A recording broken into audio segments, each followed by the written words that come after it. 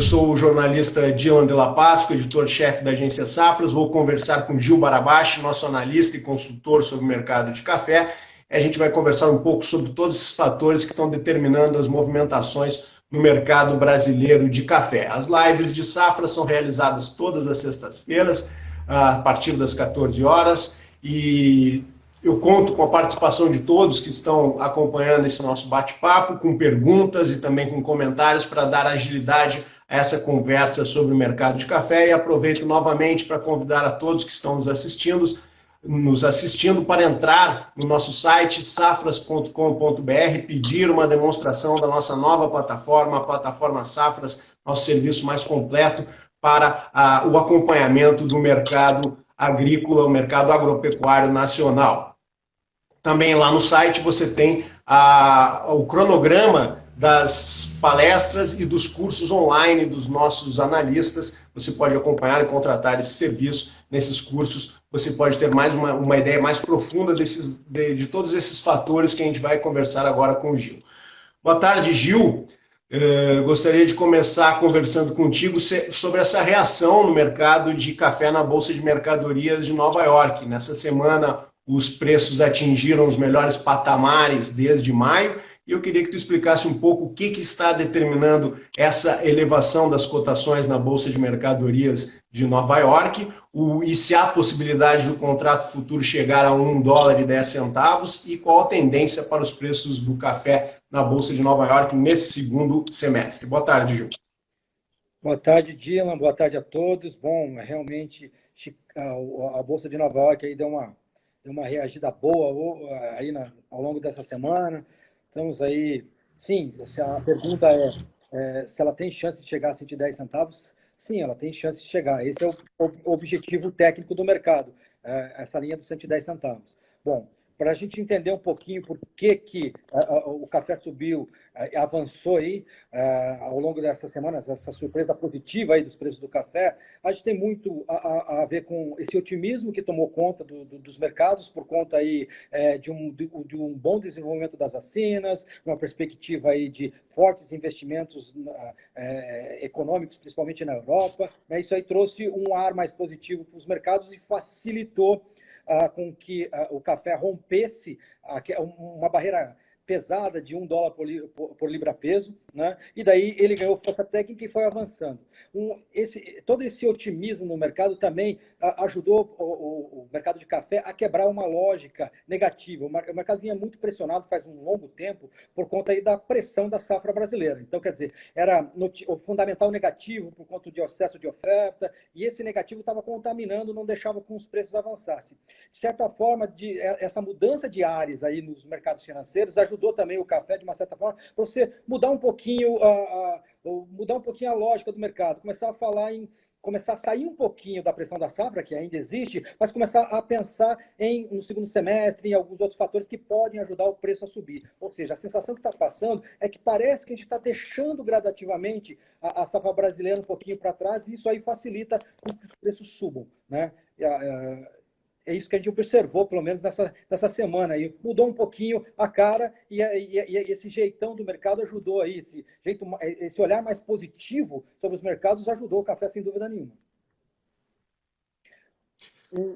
Bom, Gil, a gente já está recebendo algumas perguntas, e então vamos continuando falando um pouco da Bolsa de Nova York. As perguntas já elas tentam entender um pouco esse comportamento da Bolsa de Nova York nessa semana, essa mudança de cenário.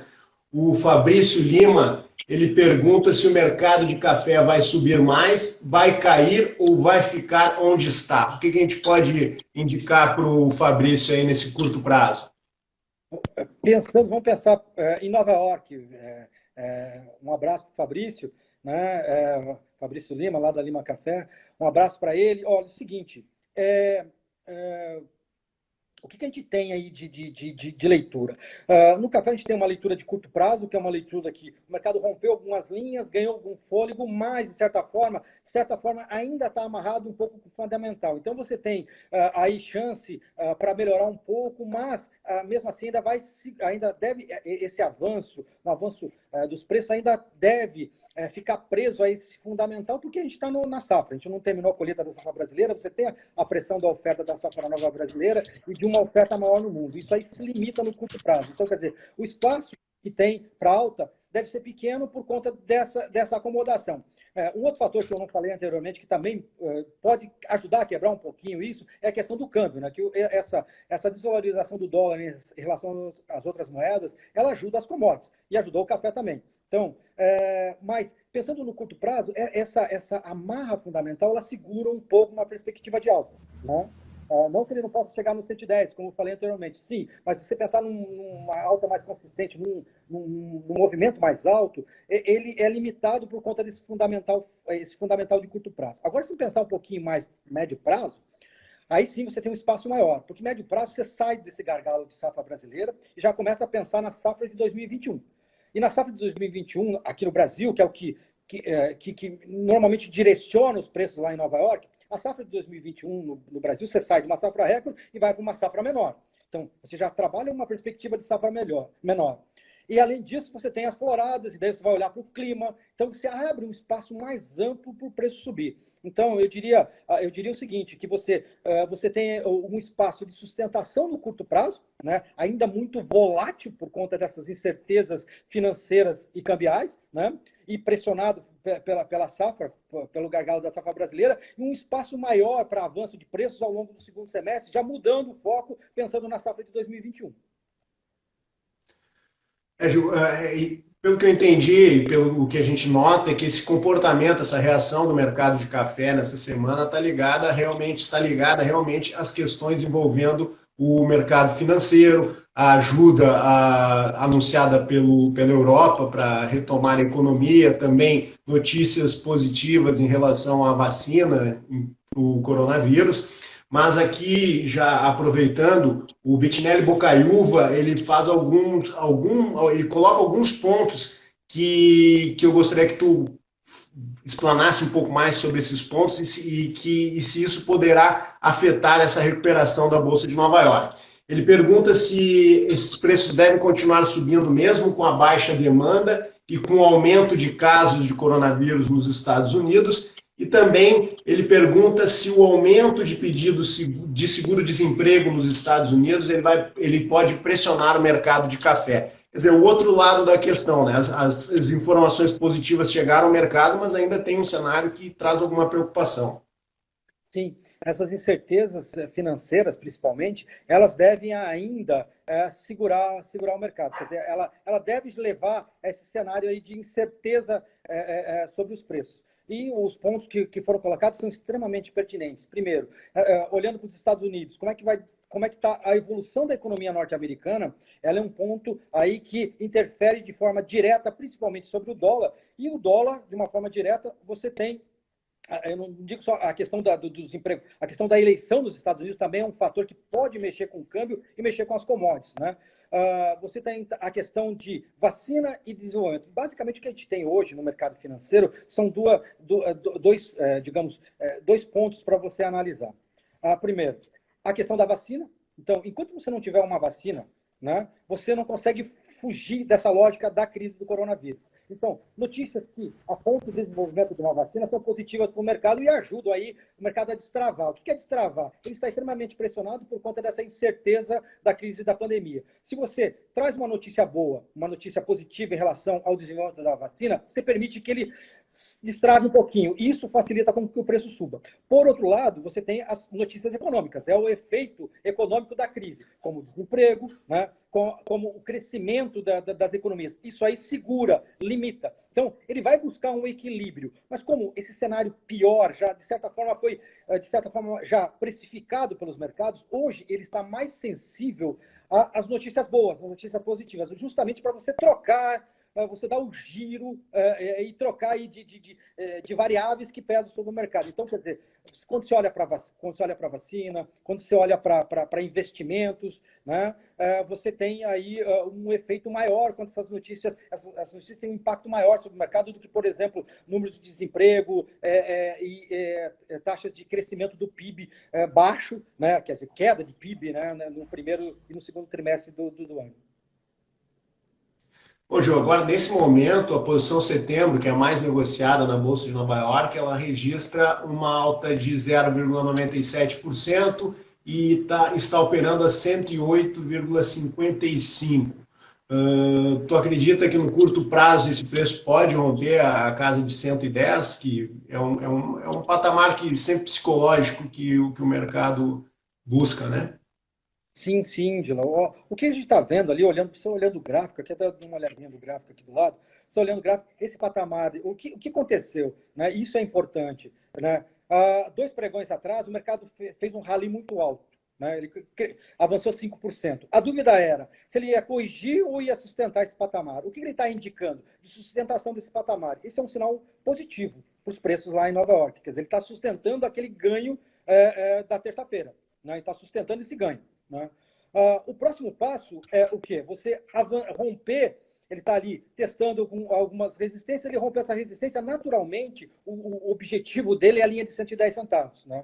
E daí, a gente volta um pouquinho nessa questão financeira. Se o financeiro der uma ajudada, você, naturalmente, você facilita o café e buscar a linha de 110 centavos. Hoje, aí, você teve algumas notícias ruins que atrapalham um pouquinho o financeiro, que é a questão da tensão China e Estados Unidos. De certa forma, isso aí também joga uma nuvenzinha sobre os mercados financeiros e segura um pouco esse otimismo que a gente viu nos últimos dias. Vamos colocar um pouco o fator câmbio nessa conversa. Nesse momento, o dólar comercial ele está a 5,209, uma baixa de 0,13. Essa semana, na quinta-feira, ele deu uma reagida, subiu 2%, mas vinha de uma sequência de perdas. E se a gente voltar um pouco mais, em maio, principalmente em maio, o dólar ele chegou a se aproximar da casa de R$ 6, depois caiu um pouco abaixo de 5. Agora, nas últimas semanas, está entre 5,10, 5,20, eventualmente 5,30. O que a gente pode esperar do dólar no curto prazo e que impacto ele tem na formação dos preços e na velocidade da comercialização por parte do produtor? Olha, começando a resposta pelo final, pelo impacto do dólar, eu diria que o produtor de café, ao longo desse ano, ele vendeu mais dólar que café. Né? Porque o que determinou o preço em reais foi muito mais o câmbio do que Nova York. Nova York, eventualmente, deu algum repiquezinho, mas o que deu o ritmo maior de venda foi o câmbio. E câmbio, aí, quando ele chegou a 6, quando ele rompeu, chegou no patamar de 6, ficou acima de 5, ele foi um câmbio que estimulou muito a comercialização, estimulou um rally no preço em reais, isso facilitou muito a comercialização. É bom te esquecer que desse ano, parece que faz pouco tempo, mas do começo do ano até agora, o dólar no começo do ano estava R$4. Ele chegou a 6. Ele caiu abaixo de 5 e agora recuperou a linha de 5. Olha a volatilidade do câmbio. E a gente está falando de 6 meses, um pouquinho mais de 6 meses. Né? O que aconteceu com o dólar nesse período? Né? Qual que é a leitura de curto prazo para o dólar? É uma leitura de acomodação, esperando confirmação de notícia positiva no mercado financeiro. E daí, no caso do câmbio, envolve aí a cena externa, que é essa que está ajudando bastante o dólar a perder um pouco de força, né? E também tem a questão interna. Né? Então, a questão externa está muito ligada à questão da pandemia, vacina e retomada da economia mundial, e a questão interna de retomada o quê? Retomada da normalidade, com reformas, com a votação de reformas, enfim. Quer dizer, você sair da questão da crise e avançar em relação à questão econômica. Né? O que a gente traz de leitura de curto prazo para o dólar é que o dólar ele perdeu um pouco de força, mas ainda em função dessa incerteza deve seguir volátil. Né? Talvez com viés de baixa de curto prazo, né? Mas não uma baixa muito intensa, porque ainda está muito incerto esse cenário. Onde você tem uma perspectiva um pouco melhor, talvez mais ao longo do segundo semestre, confirmando esse cenário otimista que os mercados agora anteciparam, se confirmar nos próximos meses, há um espaço sim para o dólar cair um pouco mais. Então, quer dizer, se você pensar para o ano que vem, a leitura de câmbio é uma leitura de um dólar mais baixo do que ele está trabalhando agora. Entendeu? mais de curto prazo, ainda volátil, com, digamos, ele andando de lado com leve viés de baixa. Eu acho que onde você tem um espaço maior para o câmbio cair é a partir ao longo, mais para o final do segundo semestre e principalmente para 2021, confirmado esse cenário otimista de vacina, de retomada da atividade e de reformas e retomada da atividade aqui no Brasil também. Bom, de certa forma, então, Gil, já responde aqui a pergunta do Ney Souza, que manda um abraço para ti, manda um abraço para mim, o Ney que está sempre participando das nossas lives. Um abraço, Ney. Obrigado pela presença e pela audiência. Ele pergunta se tem possibilidade do câmbio voltar a patamares altos. Tu colocou, na média, na expectativa é realmente de que se acomode e patamares mais baixos, mas há alguma possibilidade do câmbio, tem algum fator que pode causar uma alta no câmbio expressiva? Sim, sim, você tem aí, a gente acabou de falar, anteriormente, um abraço para o Ney também, a gente conversou hoje de manhã. O que tem de câmbio que pode mudar? Eu estou falando de um cenário otimista que ganhou os mercados agora recentemente. Mas a gente falou recentemente dessa tensão China e Estados Unidos. Isso aí, sem dúvida nenhuma, ele pode mexer com o mercado, né? Como é que vai ser essa retomada, né? O que se discute, basicamente, o que fez o mercado ganhar otimismo e você ter uma retomada dos preços, tanto no mercado acionário, no mercado de commodities, como aconteceu isso, foi em cima do que, basicamente? Foi em cima de que essa retomada da economia é uma retomada rápida e intensa, né? É o que é o famoso aí V, que o pessoal costuma usar como referência, né? Qualquer coisa que frustre um pouquinho essa leitura, ou seja, a retomada ela vai ser mais lenta, ela vai ser em forma de W, ela vai ser vai ter mais um tempo que o mercado vai entrar de lado para depois retomar numa forma de U, ou seja, todo esse alfabeto aí que o pessoal usa para desenhar essa perspectiva de crescimento, se mudar dessa perspectiva de um crescimento mais intenso de curto prazo, você pode fazer com que você faça um recalibramento do dólar, ou seja, que o dólar volte a subir de novo. Né? E daí, quer dizer, ele pode ter um outro repique. Então, não tem nada garantido nesse mercado, nesse momento, mesmo porque a gente está no meio ainda de uma crise, da crise ainda não está solucionado. Enquanto não solucionar isso, é complicado você garantir que o dólar vai cair. Né? O que se aponta hoje é que ele tem uma tendência mais de acomodação com viés de baixa, né? Uma acomodação com viés de baixa em cima dessa perspectiva mais otimista. Bem, até porque até o Marcelo aqui coloca, né, que o dólar já está alto, né? De qualquer forma, a gente já vem trabalhando num patamar alto, claro, teve esses repiques, mas eu até aproveito esse momento e convido todos a conhecer a plataforma de safras, que lá você, nesse momento de volatilidade do câmbio e também da Bolsa de Mercadorias de Nova York, é sempre importante acompanhar essa evolução dos preços praticamente em tempo real, e isso tudo você tem lá na nossa plataforma. Bom, Gil, falando um pouco de comercialização no mercado brasileiro, eu aproveito aqui a pergunta do Roberto Samora, da Reuters. Ele pergunta como foi a comercialização do café ao longo de julho, se o produtor já vendeu mais da metade da safra e qual o impacto na exportação. Oi, Roberto, tudo bem? O seguinte, o nosso último levantamento, que é do começo desse mês, a gente estava apontando 40% da safra vendida. Né? O que a gente tira de conclusão de 40% da safra vendida, safra 20 e 21? Né? Isso no começo desse mês. Se a gente comparar com a média de 5 anos, ela está 10 pontos percentuais acima, que era 30% no mesmo período.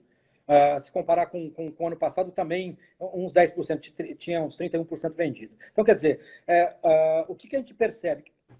Houve sim uma aceleração do ritmo de venda. O que aconteceu com o produtor? Né?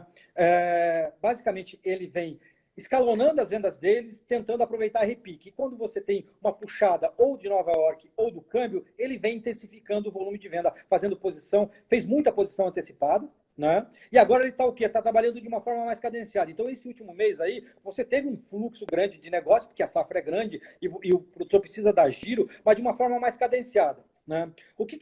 Você pegar numa linha, basicamente o que aconteceu? Você teve um pico no final do ano passado, quando Nova York chegou a 104 centavos. Ali, o produtor veio aproveitou o quê? Nova York, e fez um volume de venda para entrega agora da safra.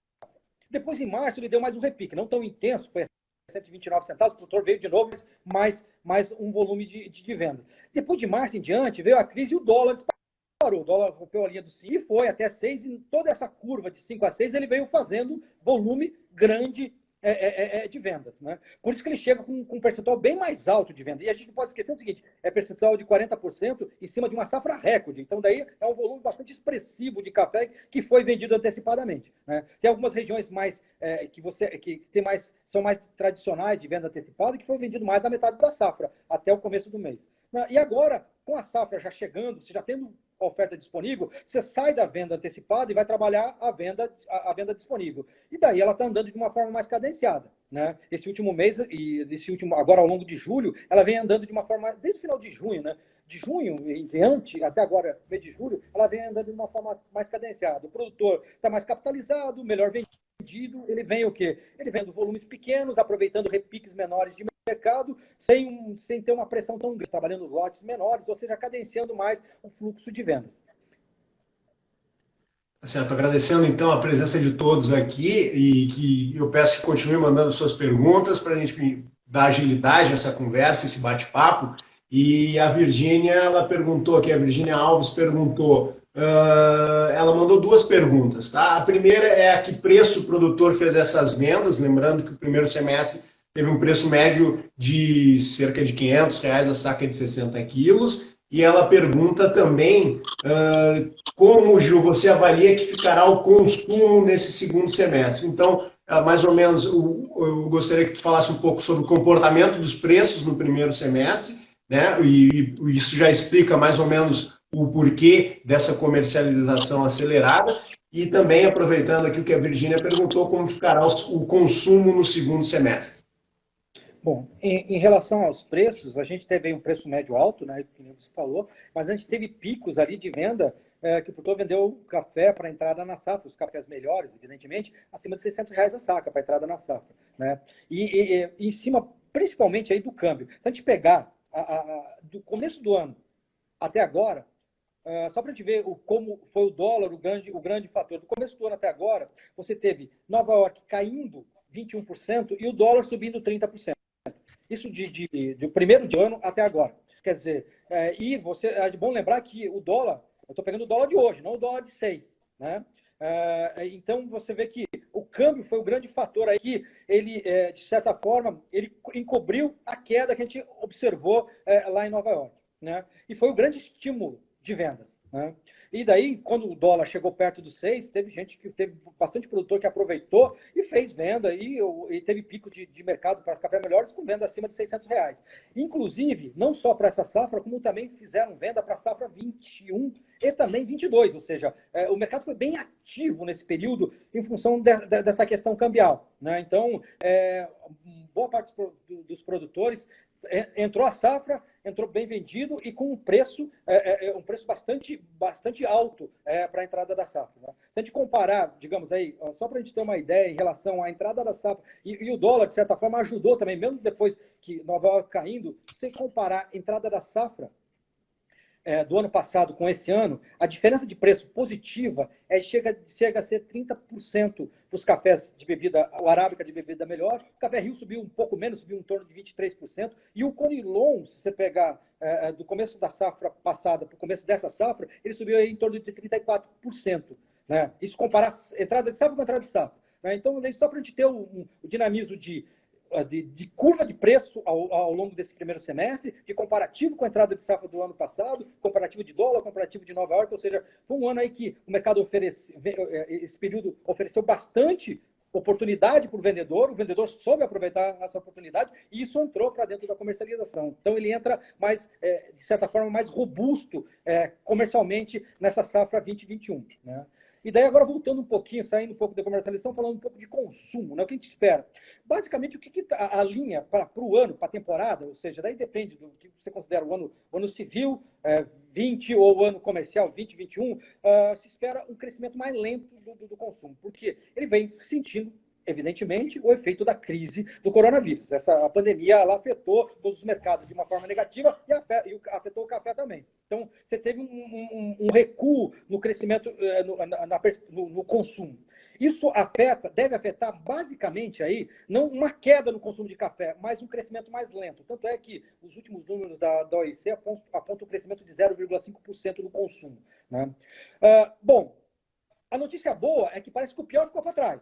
E o que a gente espera para o segundo semestre é uma retomada do consumo. Inclusive dos cafés especiais, é o que está se apontando. Isso é positivo, ou seja, uma retomada e uma retomada do consumo. Mas ainda, em termos gerais, vai ser um ano que você vai crescer menos normal. Mas de positivo é que não vai cair. Quer dizer, é um crescimento mais lento. O consumo de café no mundo cresce entre 2% a 3%, de 1,5% a 2,5%. Deve crescer menos, né? E aí se espera uma retomada ao longo do segundo semestre. Tomara que aconteça mesmo. Tá certo, Gil. Bom, então a gente pode dizer que o produtor aproveitou bem esse período com preço elevado, ele comercializou bastante café, até já de forma antecipada, que agora nesse segundo semestre a tendência então é de aproveitar esses repiques de Nova York e também do câmbio. É isso mais ou menos, Gil? É isso O mesmo. produtor mais dosado? É isso mesmo, Dilan. Aproveitar, quer dizer, aquele produtor que está, digamos, aquele que está precisando de caixa no curto prazo, ele vai ter que vir para o mercado agora para fazer caixa. E a gente sabe que tem muito produtor que precisa de caixa nessa época, época de colheita, se precisa de dinheiro para cobrir. É o principal, das variáveis de custo, é o que tem maior peso, é a colheita. Então, ele precisa de um fluxo de caixa. Mas, o que a gente percebe é que a grande maioria está mais capitalizada, mais vendido, então ele pode administrar melhor a venda. Então, quer dizer, ele faz o giro dele no curto prazo só para cobrir as necessidades e administra o quê? As oportunidades que podem acontecer no segundo semestre. E essas oportunidades ainda tendem a acontecer muito mais em Nova York do que no câmbio, diferentemente do primeiro semestre, que o câmbio foi o que ofereceu as maiores oportunidades. E daí, quando você pensa em Nova York, você pensa nessa mudança, né? Mudança de safra, mudança de cabeça, sair de uma safra recorde e trabalhar com uma safra menor, mercado de clima mudando também com o segundo semestre, pode ter laninha, enfim, você tem algumas outras variáveis que podem mexer aí com o mercado e trazer aí uma dinâmica mais positiva para o preço, principalmente em dólar. Tá certo, Gil. Falando em relação ao clima, eu gostaria que tu falasse um pouco sobre a colheita do café, da atual safra, né? A colheita que o levantamento mais recente de safras indica uma colheita já superando a casa de 70%, mas um pouco abaixo da média para o período. Eu queria que tu explicasse um pouco esse movimento, por que a colheita está atrasada, se de alguma forma houve algum prejuízo na produção, também falasse um pouco sobre a atual produção, e eu já aproveito e linko aqui com a pergunta do Bettinelli Bocaiúva. Ele pergunta se a safra 2021 deve ser maior que a desse ano. Eu acredito que não, porque é um ciclo diferente, né, Gil? Sim, sim. Pode falar um pouquinho para nós, então, de colheita e produção? Sim, é isso mesmo, Dylan. Ela tende a ser menor em função aí do ciclo de carga do café arábica, né? Uma safra recorde agora deve estressar a planta e a gente vai ter um efeito sobre a arábica o ano que vem com menos produção nas lavouras, né? Essa deve ser a condição normal. Agora, falando um pouquinho em relação à colheita, a gente está com nosso levantamento semanal, no começo dessa semana, a gente estava indicando 71% da safra colhida, quer dizer, a gente já está assim, caminhando para o final. Mesmo assim, se comparar com o ano passado, tinha 83% colhido, está bem abaixo. Ela acelerou muito nas últimas semanas e começou a se alinhar com a média. A média é de 73% para esse período, mas com relação ao ano passado, ela está bem atrasada, né?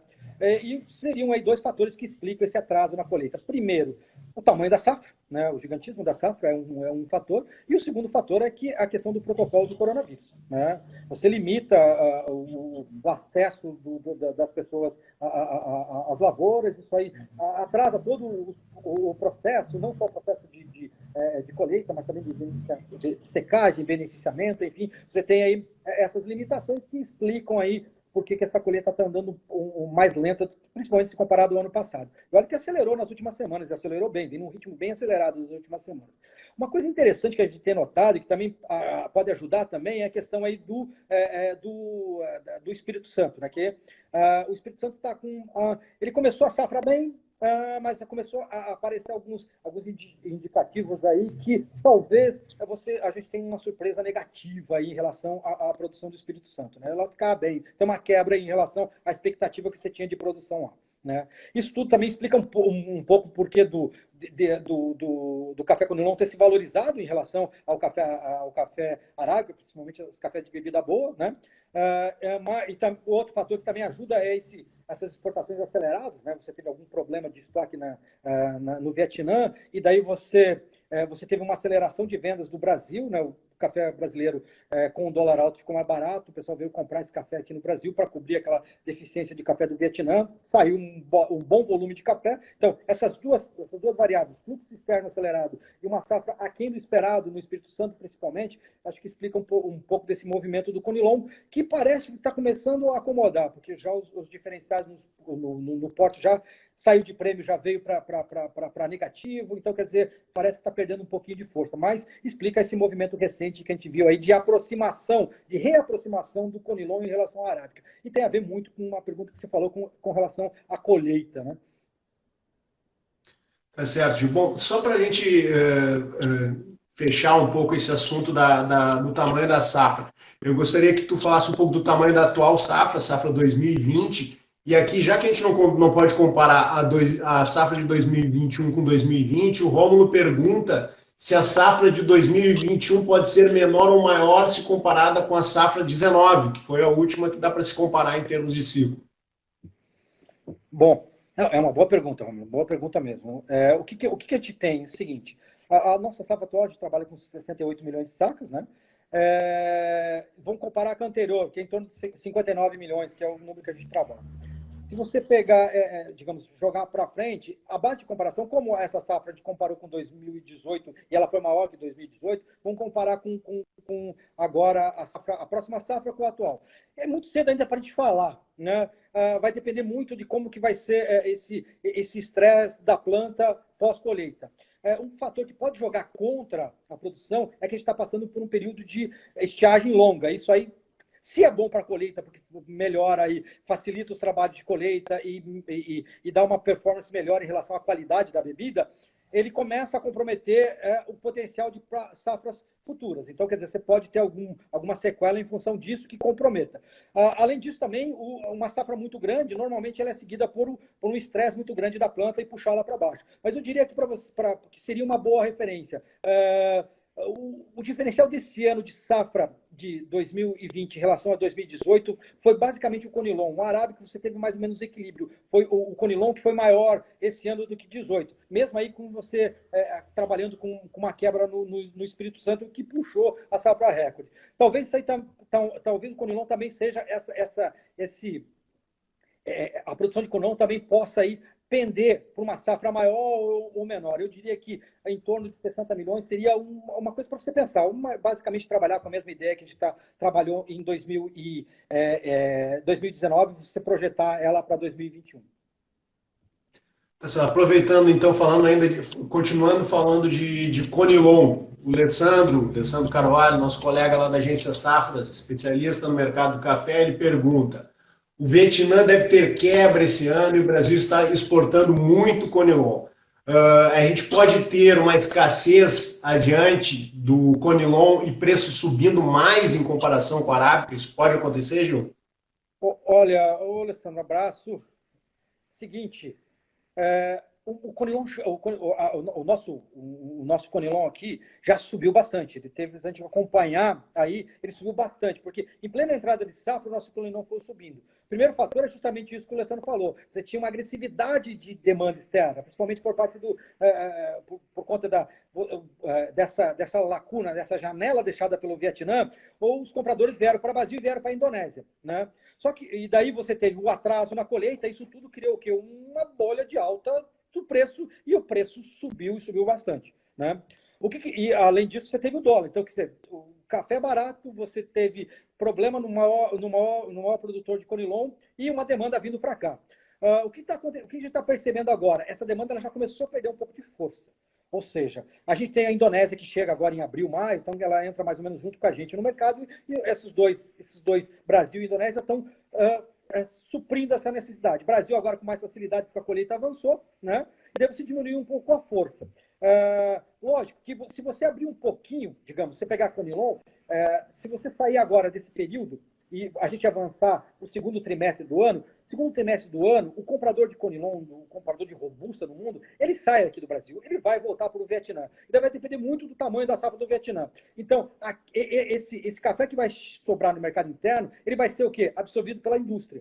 A indústria, no primeiro momento, ela foi mais agressiva porque ela percebeu que estava saindo muito café para exportação. Agora, deu uma acomodada no fluxo de exportação. Como é que vai ser o comportamento dela no resto do ano, que vai determinar o preço do Conilon? Vai depender muito de quanto ela vai perceber que sobrou de Conilon aqui no mercado e se ela vai ter dificuldade ou não em relação ao abastecimento. Então, quer dizer, a dinâmica já não é mais externa. A dinâmica daqui para frente do nosso Conilon, principalmente para o final do ano, ela já é mais interna por conta da indústria de solúvel, a indústria de torrado e moído, que usa o Conilon ali para internamente, que usa mais esse café internamente. Então, vai depender de como vai trabalhar isso. Por enquanto, você teve um impacto positivo, eu creio que esse impacto positivo nos preços, ele se sustenta, mas para a gente dizer que pode ter um rally por falta de produto, vai depender muito de como vai ser as exportações nos próximos meses e quanto vai sobrar para o mercado interno, que normalmente, com exceção dessa entrada de safra, ele trabalha de uma forma mais cautelosa, ainda mais num período que você tem ainda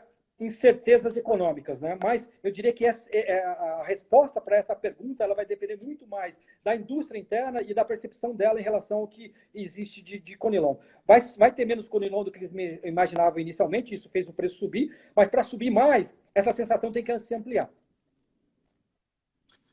Gil, o Miguel BH, abraço, Miguel. O Miguel BH pergunta: o mercado subiu de 100 para 111 na posição dezembro na Bolsa de Mercadorias de Nova York. É hora de entrar vendido na Bolsa, Gil?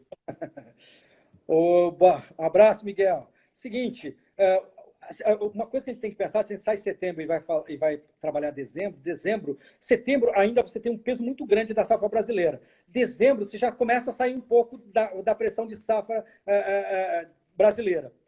Então, eu diria que tem muito espaço daqui até dezembro ainda para você dizer, entrar vendido. Né? Vamos pensar o seguinte, você pensar em curto prazo, você tem espaço para uma acomodação, mas se pensar em médio e longo prazo, você tem espaço para o preço subir. Por que subir? Pelo aquilo que a gente estava falando anteriormente. A realidade de safra muda, você sai de 20 e vai para 21. A realidade econômica pode mudar, você sai de uma situação de crise e pode ir para uma situação de retomada da atividade normal. Isso tudo pode fazer com que o café, lá em Nova York, ele ganhe fôlego de alta. Então, quer dizer, eu diria para você que, principalmente no médio e longo prazo, é mais arriscado. No curto prazo, em algumas correções, aí olhando mais o gráfico, Miguel, eu acho que daria para tentar arriscar alguma coisa. Mesmo acreditando em uma lateralidade, daí você vai arriscar muito mais com uma leitura técnica do que fundamental. E para médio e longo prazo, esse fundamento pode mudar, tanto de consumo como de oferta. Isso aí pode dar um suporte mais forte para os preços, principalmente para a posição de dezembro.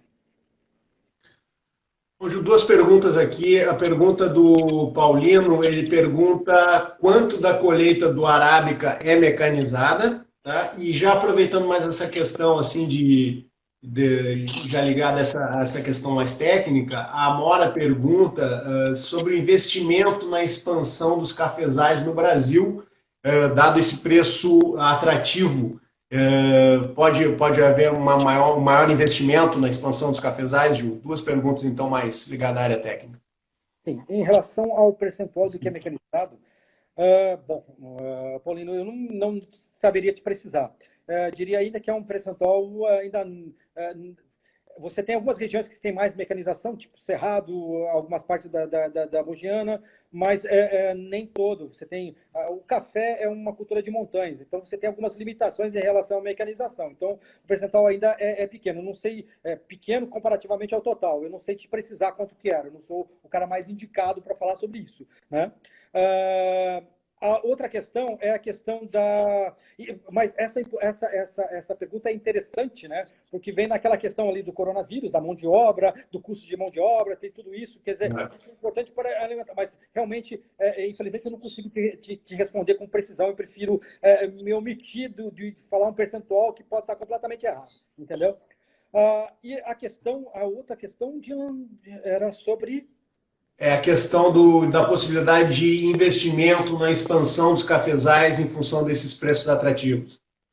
A gente já teve alguns momentos na cafeicultura que, quando o preço do café subia demais, você tinha um aumento do parque, né? Então, e como o café é diferente da soja e do milho, que é uma cultura temporária, né? Uma cultura permanente, você faz o investimento, ele demora 3, 4, 5 anos para ele chegar no seu período de maturação. Então, você tinha crises, né, estruturais por conta desses investimentos. O que a gente vem percebendo nos últimos anos? Com a maior profissionalização da cafeicultura no Brasil, isso vem diminuindo, né? Isso aí vem diminuindo. E daí o que acontece, né? Você tem o quê? O produtor vem optando muito mais em renovar seu parque cafeiro ou fazer as renovações de lavoura do que propriamente aumento de área. Lógico que você tem aumentos de área de ano a ano, esse aumento vai acontecendo, mas não de forma a impactar a produção futura, de uma forma tão grande. Então, quer dizer, essa mudança de patamar de produção do Brasil, ela não veio muito pelo aumento de parque cafeiro. Ele vem aumento de tecnologia, de rejuvenescimento do parque cafeeiro e de maior utilização de tecnologia, o que é positivo. Quer dizer, a produtividade está crescendo. Isso é legal. Isso aconteceu principalmente de algumas décadas para cá com maior profissionalismo na atividade. Então, eu diria para você que esse preço mais alto que a gente teve em alguns momentos, o impacto dele deve ser limitado em relação a parque. Lógico que ele vai continuar crescendo, né? Mas ele tende a ter um impacto muito maior em tecnologia, porque o produtor está muito mais preocupado em reduzir custo e aumentar a produtividade, né, para ser mais eficiente em relação à produção. E mesmo porque, em outros momentos, quando você teve aumento de parque, quando o preço do café subia demais, os outros produtos não. E nesse movimento, a gente está vendo aí preço de soja subir, preço de milho subir, enfim, os outros produtos estão subindo, os concorrentes, né, por ocupar área, por ocupar espaço na atividade do agro brasileiro, também estão subindo. Então, quer dizer, cada um fica no seu espaço, um pega do outro, mas você não tem um impacto muito significativo em mudança de parque. O que é bom, e isso acontece de uma forma mais gradual, a partir de renovação, a partir de avanço tecnológico. Isso é extremamente positivo.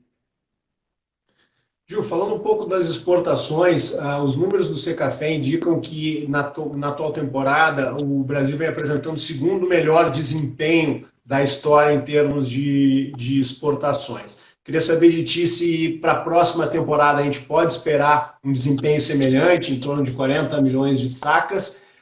Também, aproveitando a pergunta, já gostaria que tu falasse um pouco da questão dos estoques que estão muito baixos, se o Brasil vai continuar com esses estoques baixos e que impacto esses estoques baixos podem causar nos preços no segundo semestre. Bom, o que a gente tem de ideia? Começando com o estoque, lógico. Nos últimos, você tinha uma perspectiva de exportar menos café. A temporada passada se exportou muito café, que foi um ano de safra recorde, né? Esse ano, com uma safra menor, a tendência é que você exporte menos, né? Esperava que ia se exportar menos. Só que é o seguinte, veio o dólar e quebrou essa lógica. Então, exportou muito com esse dólar, com esse câmbio favorável, exportou muito, principalmente nessa reta final da temporada. E daí você esperava uma queda maior no fluxo, e esse fluxo veio alto, veio aí perto de 40 milhões de sacas exportadas, segundo o Secafé. Então você tem 41, quase 42 na temporada passada, mais 40 agora, quer dizer, muito café exportado pelo Brasil. E lógico que essa aceleração das exportações, ela impacta os estoques. A gente está passando por estoque muito baixo. Lógico que teve aí, você tem que considerar que encavalou safra, ou seja, o conilon foi colhido em abril, maio, e foi exportado nesses períodos, abril, maio, junho, ele é computado, esse conilon, como da safra 19 e 20, mas só que é um café, teoricamente, que você colheu ele para a safra 20 e 21. Né? Mas, mesmo assim, é muito fluxo. E a gente passa com estoque baixo de café, bastante baixo, né? O que se espera para a próxima safra? É uma safra recorde, né? Você tem uma sinalização aí de acomodação na demanda, né? E a perspectiva é que, apesar de você ter uma safra recorde, você não repita, quer dizer, o que aconteceu na última safra recorde, exportou perto de 42 milhões, mas que exporte perto de 40 milhões, que também é um volume grande de café exportado. Mesmo exportando tudo isso de café, vai ser um ano de retomada dos estoques. Retomada, mas isso não quer dizer que essa retomada do estoque é porque os estoques estão muito baixos esse ano. Então, quer dizer, parte dessa safra recorde desse ano deve ser usada para você retomar o estoque na safra passada. ao longo dessa safra, dessa temporada 2021. Né? Então, esse comportamento de estoques realmente muito baixo agora, e para o próximo ano se espera aí uma exportação robusta, né, de 40 milhões, mas mesmo assim, por conta da safra recorde, deve sobrar café, e esse café vai levar a um crescimento dos estoques. Né?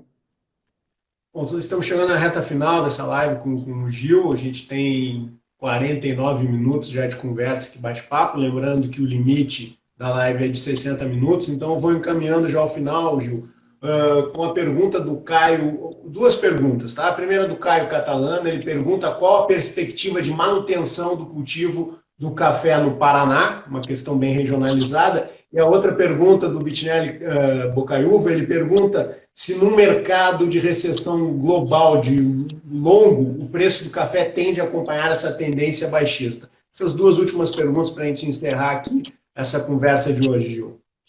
Bom, lógico que, começando pela última, digamos, se essa recessão ela se persistir por muito tempo, por isso que a gente está falando de otimismo, que é uma queda abrupta da atividade e uma retomada rápida e intensa da atividade, né?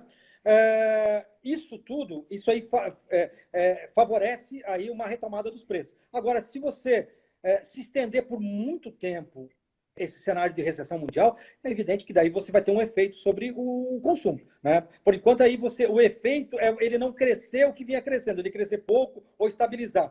Numa recessão mais longa, é natural que você tenha mais um efeito negativo em relação à perspectiva de consumo. E principalmente no consumo de café com valor agregado maior, os cafés especiais, enfim, esses cafés mais caros, eles tendem a sofrer mais com o efeito de queda de renda, né? Eles são mais elásticos em relação à variação da renda, né? Mas, lógico, se continuar com uma recessão grande, ela vai ter um efeito em cima do consumo. A gente espera que não. A gente espera que o ano de 2021 já seja um ano de retomada, né? E que seja uma retomada intensa, e daí você pode voltar para aquele cenário de uma queda esse ano e uma retomada do consumo ano que vem. Né? Em relação ao Paraná, o Paraná vem se estabilizando em relação à produção. Né? A gente não, por enquanto, a perspectiva não é de um espaço muito grande para você crescer. A leitura que a gente faz ali para o estado é de estabilidade mesmo. Essa produção é em torno um pouco mais de 1 milhão de sacas que o pessoal vem produzindo ali na região. O problema do Paraná ele é muito vulnerável em relação ao clima, né? Porque principalmente ao frio, né? Então não é tão infrequente, né? É uma frequência maior que acontece alguns problemas por conta de excesso de frio, de geadas ali na região. Isso aí também limita um pouquinho a produção lá. Mas a ideia, a princípio, é que trabalhe dentro de uma estabilidade em relação à produção no estado.